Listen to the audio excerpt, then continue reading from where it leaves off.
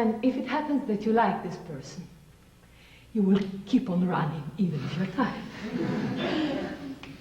And eventually, after about 5 minutes, you will experience that suddenly you start to become lighter again. What happened? It's not a miracle of love. On a scientific point of view, your brain has started to produce endorphin. Endorphin is a chemical substance very close to morphine, or also to adrenaline. This chemical stuff, endorphin, is something that our body produces when it has to face challenges that are bigger than the one that we daily face. Extraordinary situations. I don't know, maybe some of you had the experience of dancing for hours with other people. Really dancing for hours. Being exhausted, at the end, exhausted, but not tired. And maybe some of you had the experience of attending a conference and after about 15 minutes getting terribly tired and maybe even fall asleep. So what becomes tired first? Our body or our brain? For what concerns me, I know that is my brain. That's why when I work in my training, I have to give my brain something to chew on.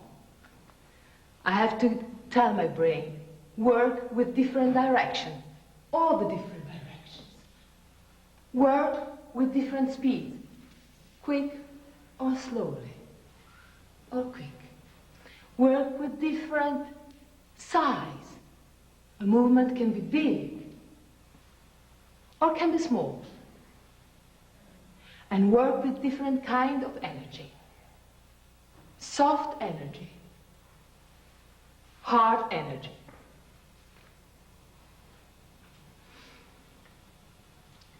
What we call, for the first few years, physical training is in fact a mental training.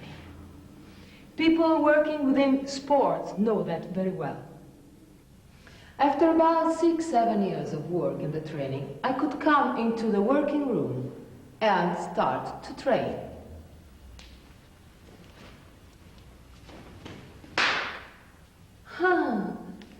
Te and Anna are coming to eat at my place tonight.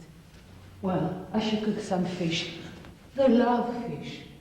But I don't have any white one. Then I should buy it. When I started to think about what I had to make for dinner for my friends when I was working, I realized that this kind of training didn't work anymore for me. My body could do it without my brain being involved. It had become automatic.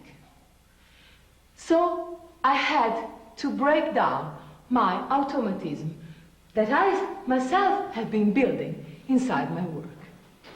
For many years, Eugenia had been told me, fill the room, fill the space with energies. And I always did it with big movements. From that moment, I sat down and tried to irradiate energy in the room with small movements.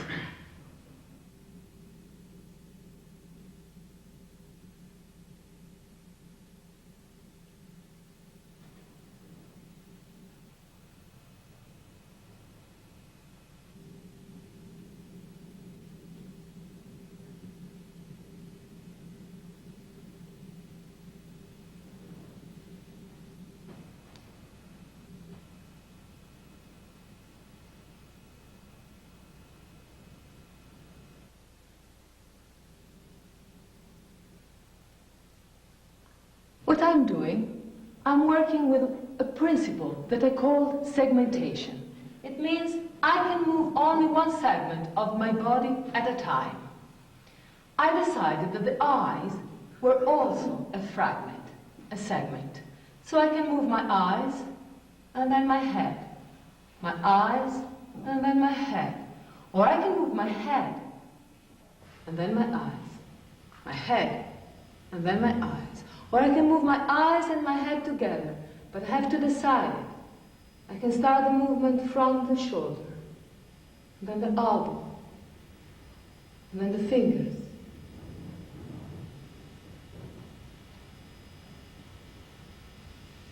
What is important for me is to keep the rest of my body still.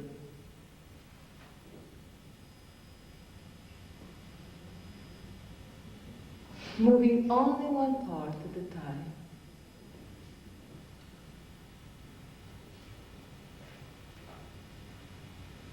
Now I move my eyes along with my head. I can decide to do it. But it's different if I do like this or if I do like this.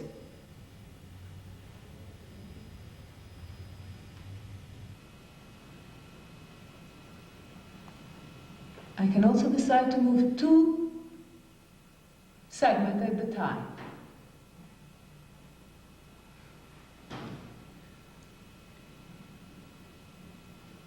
But I have to decide it. It's not something that happens automatically. Nothing is automatically in this training.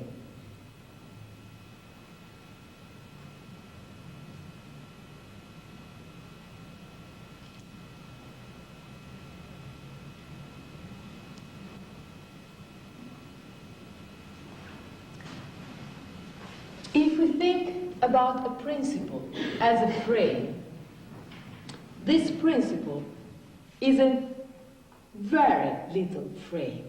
It has been the narrowest, the smallest I have experienced. After I've been working for years with all my body in the room, to work only with one joint at a time, it was very difficult and very boring. I really had to use all my fantasy in changing directions, changing speed, changing size, changing quality of energy in order to keep it alive. Also because I was very puzzled about what could be a theatrical close-up. When one goes to the movies and one sees a film, if the director wants you to see a hand of the actor, he make a close-up and cut into the film one hand, which is 7 meters per 5 in front of you at a certain point. You can't avoid to see it. But when you are in the theater, you can see the whole body of the actor. And if I want you to look at my hand, I have one possibility, and it is to be completely still with the rest of my body and let only my hand